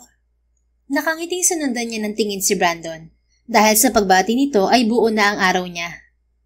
Pagdating ng break time, dala ang isang slice ng cake ay nagpunta siya sa office ni Brandon. Sinamahan niya yun ng pansit na pa-blowout niya sa mga katrabaho. Emma, nakangiting bati ni Brandon. Tumayo ito mula sa swivel chair nito at lumapit sa kanya. Doc Brandon, merienda ka muna. Kinuha nito sa kanya ang pagkain at inilapag sa mesa. Thank you, Emma. Ikaw, kumain ka na? Oo, Doc. Tumikim na ako kanina ng cake. Sinulya pa nito ang pagkain bago ibinalik ang tingin sa kanya. Happy birthday, Emma. Nag-greet ka na kanina, Doc Gusto kong ulitin. Bawal ba? Natawa siya. Hindi naman. Thank you. Sorry, wala akong regalo sa'yo. I don't know today is your birthday. Doc, hindi mo naman kailangan magregalo. But I want to. We're friends now. Dapat may regalo ako sa'yo. May gusto ka ba? Di ka lang aware pero nakuha ko na yung regalo ko nung Halloween party. Sagot niya sa isip. Doc, wag kang maghamon. Mahal yung gusto ko. Pabirong sagot niya. Really? Ano yun? Natawa siya. Hindi, Doc. Joke lang. Wala talaga. Hindi mo kailangan magregalo. I want to treat you later. Pero may operation ako mamayang gabi. Hindi kita maihahatid pa uwi. Okay lang, Doc. Rest day mo bukas, di ba? Nagulat man siya na alam nito yon ay tumango siya. Oo, Doc. Bala ko nga sanang mamasyal. Saan ka mamamasyal? Diyan lang sa mall. Manonood ako ng sine tapos kakain.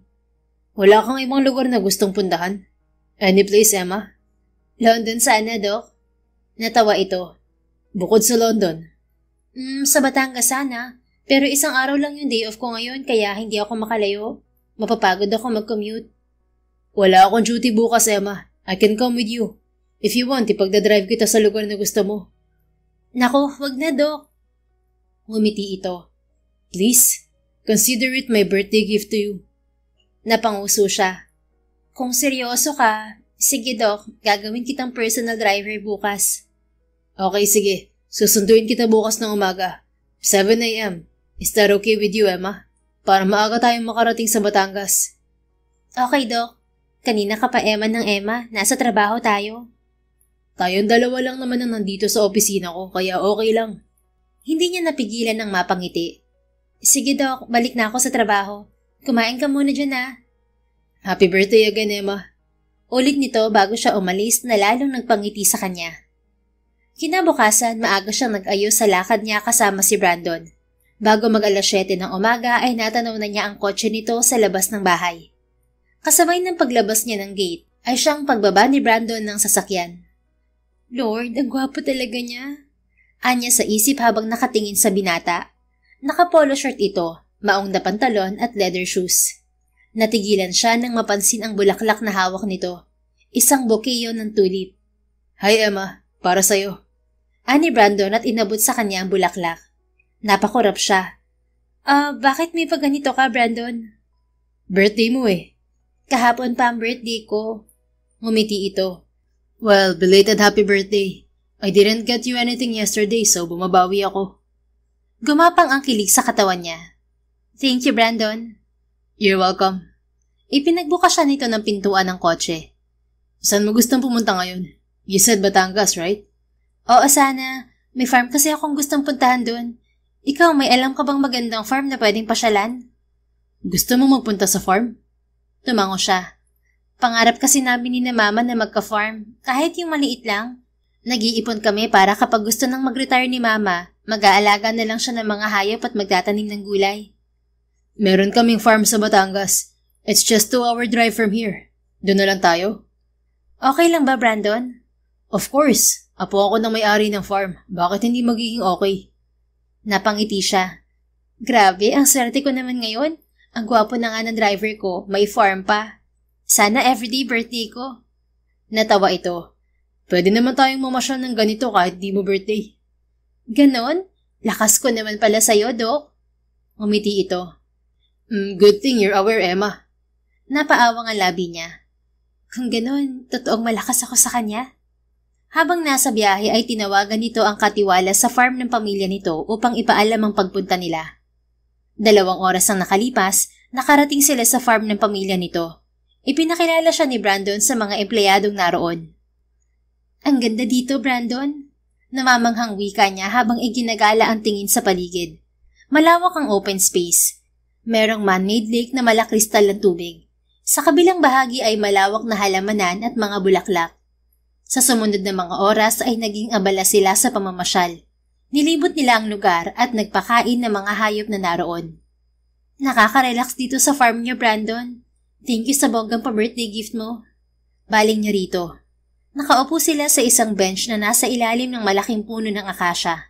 Sa harap nila ay ang malawak na tanim ng mga bulaklak. I have something else to give you. Another birthday gift, Emma. Wow naman, Doc. May pa-flowers ka na, may pa-farm tour ka pa. Tapos may gift ka pa? Natawa lang ito at inilabas ang isang maliit na kahon. Tumambad sa kanya ang isang gintong pulseras. Sa itsura pa lang niyon ay halatang mamahalin yun. Hala, Brandon, ang mahal nito ah. Ngumiti lang ito at kinuha ang kamay niya. Napalunok si Emma nang isuot sa kanya ni Brandon ang alahas. Nang hina siya at napalunok. It looks good on you, Emma. Masuyong sambit ni Brandon. Hawak pa rin ang kamay niya. Talaga bang para sa akin to? Sa halip na sumagot ay hinawakan nito ang baba niya. Happy birthday, Emma. Thank you. Naghinang ang mga mata nila ni Brandon. Kasunod niyon ay naramdaman niya ang paglapat ng mga labi nito sa kanya. Nabigla siya sa ginawa nito, subalit unti-unti rin siyang napapikit para tugunin ang halik nito. Pakiramdam niya ay bumalik siya noong gabing may nangyari sa kanila ng binata. Kung hindi pa tumunog ang cellphone ni Brandon ay hindi siya nito pakakawalan. Kagat niya ang ibabang labi habang si Brandon ay mariing napapikit bago kinuha ang cellphone nito. I'm sorry, Emma. I had to answer this. Anito at bumuntong hininga. Lumunok siya at tumango. Go on, Brandon. Bahagyang lumayo ang lalaki para sagutin ang tawag. Pagbalik nito ay muli itong bumuntong hininga. I'm sorry, Emma. Kailangan ako sa ospital mamayang gabi. Okay lang, pauwi na rin naman tayo. Tumango ito at masuyong pinagmasdan siya. Are you okay? Gusto niyang itanong kung bakit siya hinalikan ng binata, subalit wala siyang lakas ng loob ng sandaling yon. Sa halip ay ngumiti na lang siya. Oo naman. Balik na tayo para makapagpaalam. Tumango ito at kinuha ang kamay niya. Magkahawak kamay silang bumalik sa rest house. Habang nasa biyahe sila pabalik ng Maynila, ay pareho silang tahimik ni Brandon. Subalit puno ng tanong ang isip ni Emma. Bakit niya ako hinalikan? Ano yun? Birthday gift niya? O baka may gusto na siya sa akin? Pero akala ko may babae siyang gusto. Anya sa isip. Hindi kaya siya yung babaeng gusto ni Brandon? Wala namang pangalang nabanggit ang binata kung sino ang babaeng gusto nito, at madalas silang magkasama nitong nagdaang mga araw. Napapikit siya nang bigla ay makaramdam ng pananakit ng ulo. Emma, are you okay? Masuyong tanong ni Brandon sa kanya. Okay lang, medyo sumakit lang ang ulo ko. Baka sa biyahe. Hinawakan nito ang kamay niya at kumunot ang noo. You're cold, Emma. Wala ka bang ibang nararamdaman? Okay lang ako. Kailangan ko lang sigurong magpahinga pag uwi. Pagdating nila sa tapat ng bahay niya ay bumaba na rin ng binata. Inihatid siya nito sa loob. Magpahinga ka mabuti, Emma. Thank you, Brandon. Thank you for today. Lalo na sa regalo mo. You're most welcome. Hinawakan nito ang pisngi niya at pinatakan siya ng halik sa noo. I'll see you at work. Nagwawala pa rin ang puso ni Emma nang makaalis si Brandon. Dahil sa ginawa nito, ngayon ay umaasa na siya ang babaeng gusto nito. Natigil siya sa pag-aanalisa sa mga kilos ni Brandon nang tumunog ang doorbell. Akala niya ay bumalik si Brandon, subalit ang kaibigan niyang si Jana ang nasa labas. Belated happy birthday, Emma! Thank you, Jana. Nakauwi ka na pala. Akala ko bukas ka pa. May seminar kasi si nanay kaya kailangan naming umuwi ngayon. Marami akong biniling dried mangoes. Meron ding danggit. Yan na rin ang birthday gift ko sa'yo Anito at inabot sa kanya ang malaking paper bag na dala nito. Wow, thank you, Jana. Isa-isa niyang inilabas ang laman ng bag na dala nito. Napahinto siya sa ginagawa nang maamoy niya ang danggit mula sa bag. Napatakip siya ng ilong at napatakbo patungo sa lababo. Okay ka lang, Emma? Anong nangyari sa'yo? Nag-aalalang tanong ng kaibigan na nakasunod sa kanya. Pagkatapos umayos ng pakiramdam niya ay humarap siya kay Jana. Emma, okay ka lang? Bakit nagsuka ka at namumutla? May sakit ka ba? Tanong ng kaibigan. Napapikit siya nang maalala na hindi pa siya dinadatnan. Nanghihinang napahawak siya sa braso ng kaibigan. Jana, buntis yata ako. Ano? Paano ka mabubuntis? Oh my God, may boyfriend ka na, Emma? Wala. Paano nangyaring buntis ka? Huwag mo sabihin nakipag one night stand ka. Kagatang ibabang labing tumango siya. Oh my God, kailan yan, Emma? Nung Halloween party. Muling napasinghap ang kaibigan. Kaya nawala ka ng gabing yun? Sinong nakabuntis sa'yo? Si Brandon. What? Yung doktor na crush mo? Nandun siya sa party? Tumango siya at napilitang ikwento sa kaibigan ang nangyari sa kanila ni Brandon ng gabing yun. Laglag ang panga ni Jana sa mga sinabi niya. Isang oras ang nakalipas, nakumpirma nila mula sa pregnancy test na binili ng kaibigan na nagdadalang tao nga si Emma. Buntis ako. Magkakaanak ako kay Brandon. Hindi makapaniwalang bulalas niya. Halo-halo ang nararamdaman niya ng sandaling yon. Natatakot siya at kinakabahan. Subalit hindi rin niya maikaila ang kasiyahang umusbong sa dibdib. Emma, kailan mo sasabihin kay Dr. Brandon Benavista ang kalagayan mo? Tanong ni Jana. Hindi ko alam kung paano ko sasabihin, Jana. Hindi yata naaalala ni Brandon na may nangyari sa amin. At kung naaalala man niya, hindi niya alam na ako yung babae. Hindi pwedeng hindi mo sasabihin sa kanya. Hindi ako papayag na lalaking walang amay ang inaanak ko. Napalunok siya at tumango. Sasabihin ko pero hindi mo na ngayon. Maghahanap ako ng tamang tiyempo. Gusto ko ring magpa-check muna para sigurado ako. Isa pa, bago niya sabihin kay Brandon ang kalagayan niya, ay gusto muna niyang linawin kung may nararamdaman din ba ito sa kanya. Nang gabing yun, nakahiga na siya sa kama nang tumunog ang cellphone. Hi, Emma. Agad na nagwala ang puso niya sa boses ng binata. Hi, Brandon. Napatawag ka? I just wanted to check if you're okay. Napangiti siya. Okay na ako, Brandon. Nagpapaantok na nga ako. I'm sorry, naistorbo pala kita. Hindi kasi ako mapakali na wala kang kasama. Don't worry. Nagpunta naman dito kanina yung best friend ko tapos si Manang darating na rin bukas. That's good. Ikaw, Brandon, nasa ospital ka pa? Pauwi na ako, Emma. Tomorrow night, can I invite you to dinner? May gusto sana akong sabihin sa'yo. Kinagat niya ang ibabang labi. Sure, may kailangan din akong sabihin sa'yo. Ngumiti ito. Okay, see you tomorrow, Emma. Good night. Good night din sa'yo, Brandon. Pagbaba niya ng cellphone ay napahawak siya sa tiyan. Kabado siya kung paano niya sasabihin kay Brandon ang kalagayan. Subalit anuman ang maging reaksyon nito, tatanggapin man ito o hindi ang anak nila, isa lang ang sigurado ni Emma. Mamahalin niya ang anak nila at ipinapangako niyang magiging isa siyang mabuting ina. Ngayon pa lang ay labis na ang pagmamahal niya sa batang nasa sinapupunan niya. Kinabukasan, maaga si Emma sa ospital dahil bumalik siya sa pang-umagang schedule. Pagdating ng break time sa trabaho ay tumawag sa kanya si Brandon. Dok, napatawag ka? Nandito ako sa Tagaytay ngayon, Emma. I'm sorry, baka gabihin ako nang uwi. Okay lang, Dok. Pwede namang sa ibang araw tayo mag-usap. Bumuntong hininga ito. But I want to see you tonight. Bakit, Dok? Miss mo na ako? Pabirong tanong niya. Oo, miss na kita, Emma. Nagwala ng husto ang puso niya sa hindi inaasahang sagot nito. Isang araw lang naman, Dok. You should call me Brandon, Emma. Nandito ako sa ospital, Papunta ako ng cafeteria para mag-lunch. Anong kakainin mo? Parang gusto ko ng menudo tapos sinigang na baboy at leche flan. Wow, gutom ka yata, Emma. Hindi, Brandon. Naglilihi lang. Sagot niya sa isip. Mabuti at pinigilan niya ang sarili. Oo, Dok. Medyo gutom nga ako. Maraming trabaho kanina. Kumain ka ng mabuti, Emma. Thank you, Doc. I won't disturb you anymore. Ibababa ko na. Hindi ka naman istorbo, Doc. Okay lang nakausap mo ko kahit kumakain ka? Malambing na tanong nito. Ha?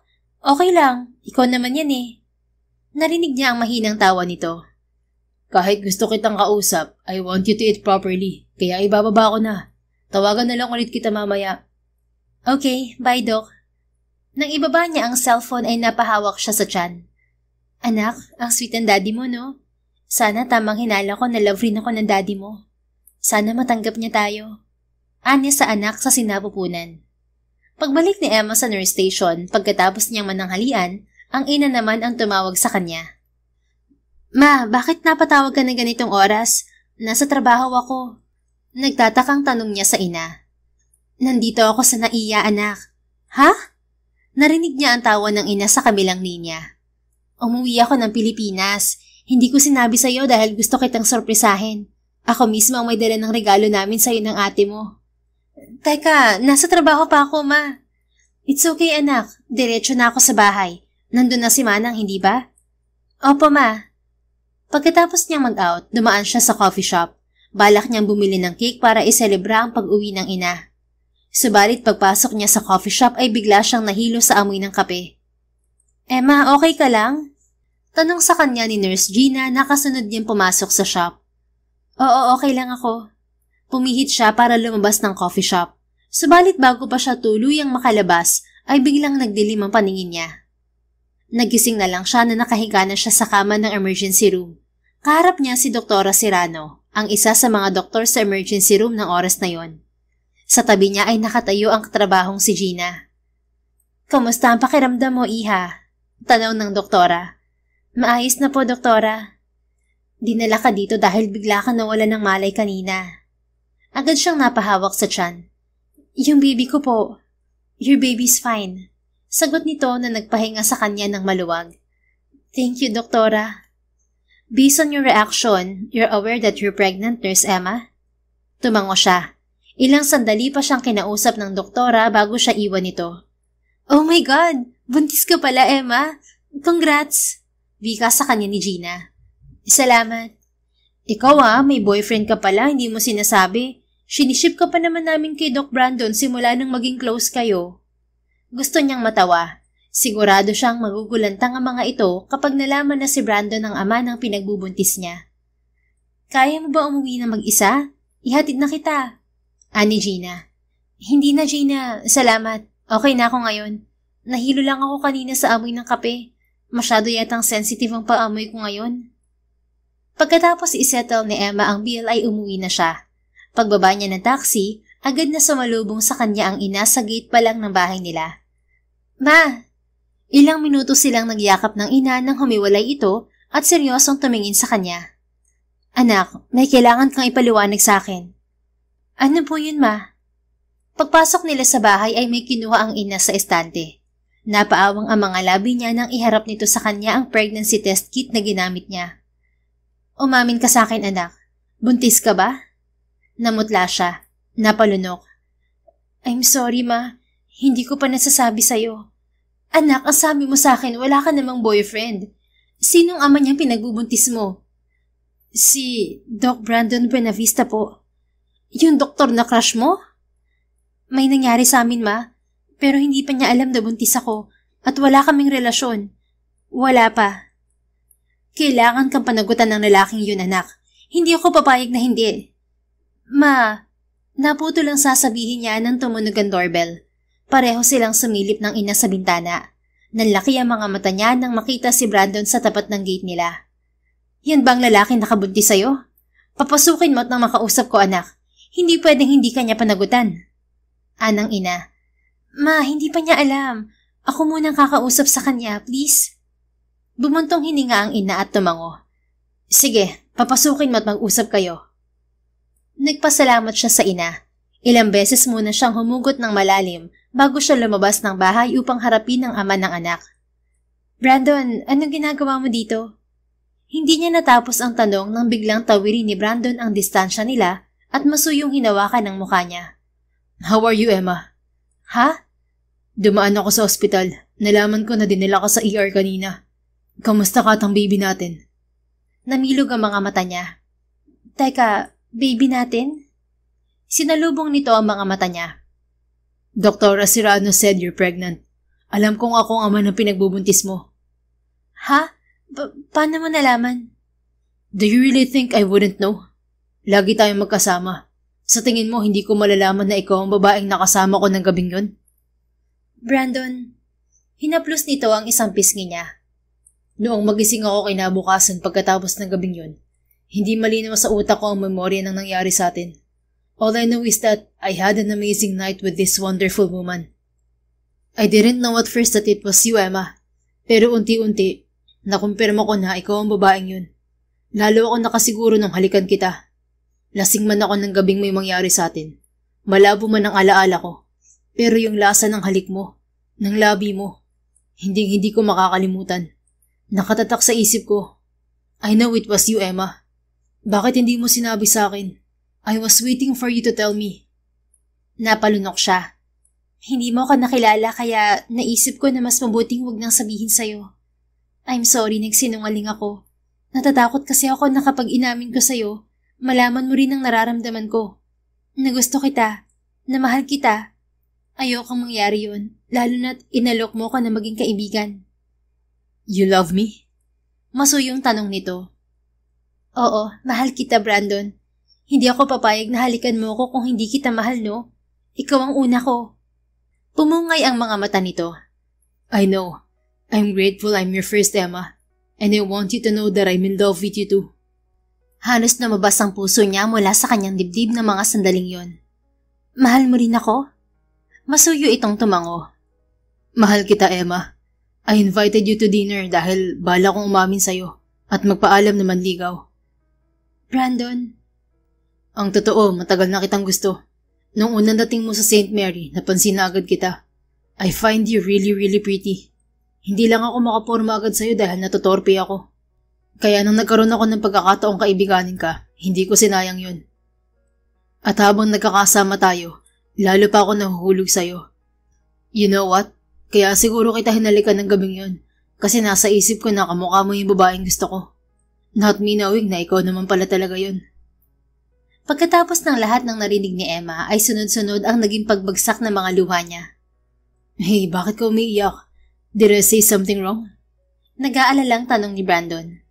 Wala, hormones lang to. Masaya kasi ako sa obra. Masuyo nitong pinahid ng luha niya. Pagkatapos ay bumaba ang kamay nito sa tiyan niya.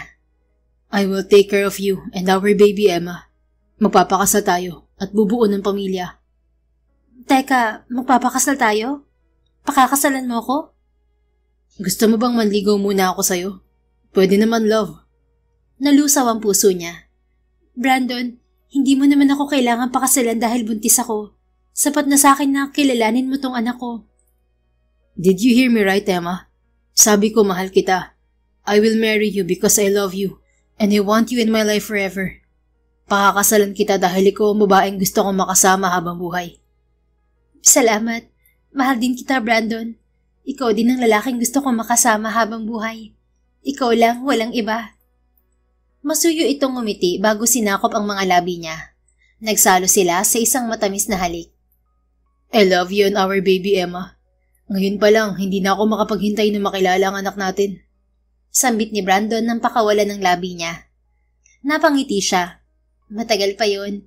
Sa ngayon, si Mama muna ipapakilala ko sa'yo. Dumating siya para sorpresahin ako. Kaso siya na sorpresa nang malamang buntis ako. Gusto ka na nga niyang sugurin. Buti at pumarito ka. I want to formally tell her na pakakasalan kita at pananagutan. Let's go to her. Dinala niya sa loob ng bahay si Brandon upang ipakilala sa ina. Malugod namang tinanggap ng ina si Brandon lalo na ang sabihin ng binata na mahal siya nito at pakakasalan. Sa sumunod na araw ay ipinakilala rin siya ni Brandon sa pamilya nito sa Pilipinas. Pagdating nila sa mansyon ng mga Buenavista, sinalubong sila ng abuelo at abuela ni Brandon na sina Blake at Cassandra Buenavista. Maging ang ilang pinsan ni Brandon ay naroon. Sa harap ng pamilya nito ay formal na nagpropose sa kanya ang lalaking minamahal. Kailan may papakilala sa amin ng fiancé mo? Tanong kay Emma ni Gina. Pare-parehong binati si Emma ng mga katrabaho nang pumasok siya sa ospital na suot ang kanyang engagement ring. Mamaya makikilala niya ang fiancé ko. Susunduin niya ako. Pigil ang ngiting sagot niya. Wala sa ospital si Brandon dahil may appointment ito ng araw na yon sa St. Luke's. Pagkatapos ng duty niya ay susunduin siya nito. Akala pa naman namin loyal ka kay Doc Brandon. Komento ni Andy na ikinatawa na lang niya. 8 oras ang nakalipas, nakahanda na siya sa pag-alis nang matanaw niya ang lalaking pinakamamahal. Laglag ang mga panga ng mga katrabaho nang lumapit sa kanya si Brandon at iabot ang hawak na bouquet ng tulips. Hi Emma, love. Masuyong bati ni Brandon at hinalikan siya sa noo. Matamis nang umiti siya sa ama ng anak. Doc, ikaw ang fiancé ni Emma? Hindi makapaniwalang gagad ni Nurse Tina. Pare-parehong nakanganga ang mga kasama niya sa nurse station ng oras na yon. Yes, ako nga ang fiancé ni Emma. But wedding will be held 2 months from now. Imbitado kayong lahat. Sagot ni Brandon sa mga ito. Grabe, nagkatotoo ang manifesting mo, Nurse Emma. Sana all. Kantyaw ng mga kaibigan niya na ikinatawa nilang lahat. Hindi mawala ang ngiti ni Emma habang naglalakad sila ni Brandon palabas ng ospital. Bakit ang saya mo? Sobrang na-miss mo ba ako, Mami? Masuyong tanong ni Brandon pagpasok nila sa elevator. Natawa siya. Oo, na-miss kita, Daddy. Pero hindi nang dahilan bakit ang laki ng ngiti ko. Nakakatawa kasi yung reaksyon ng mga katrabaho ko. Para silang nasabugan ng bomba. Hindi sila makapaniwala na ikaw ang fiancé ko at daddy ng baby ko. Really? What's so surprising about it? Ngumuso siya. Syempre, ikaw na yan eh. Akala ko hanggang pangarap lang kita. Hindi ako makapaniwala na mahal mo ko at magpapakasal tayo. Ako yata ang pinakamaswerteng babae sa buong mundo, Brandon. Ako rin ang pinakamaswerteng lalaki sa buong mundo. Dahil minahal ako ng pinakamagandang babaeng nakilala ko. Araw-araw kong ipaparamdam sa iyo ang pagmamahal ko. I will love you and take care of you. Till the end of time, Mrs. Emma Rose Buenavista. I love you. And I love you too, Dr. Brandon Buenavista. Buong pusong sagot niya. 2 buwan nang nakalipas ay ginanap ang kasal nila ni Brandon. Kumpleto ang pamilya nilang dalawa sa pag-iisang dibdib nila. Ilang buwan pa ang lumipas, isinilang ni Emma ang panganay na anak nila ni Brandon. Sinundan yon ng 2 pang supling sa paglipas ng mga taon. Naging masaya ang pagsasama ng mag-asawa sa piling ng isa't isa at ng kanilang mga anak. Puno ng tawanan, pangarap at pagmamahalan. Sa tahimik na pag-ikot ng panahon, tila paalala ng kwento ni Emma na may mga pangarap na tila imposible sa simula, ngunit sa tamang oras at pagkakataon, nagiging totoo. Minsan ang mga bagay na akala nating hanggang panaginip lamang ay siya palang inihahanda ng tadhana para sa atin. At doon niya napagtanto na sa buhay, hindi mo kailangang madaliin ang lahat. Ang mga nakalaan para sa iyo darating sa paraan at panahong hindi mo inaasahan. Sapagkat kapag ang pag-ibig ay itinakda ng Diyos, kahit ilang beses mo pa itong isipin na imposibleng mangyari, gagawa at gagawa siya ng paraan upang magtagpo ang 2 puso na para sa isa't isa. The End. If you enjoyed this story, please don't forget to like, subscribe, comment, and share. Your support helps us reach more people and spread the love. Thank you for tuning in, and we're looking forward to seeing you again soon. In the meantime, please take care and may God bless you always.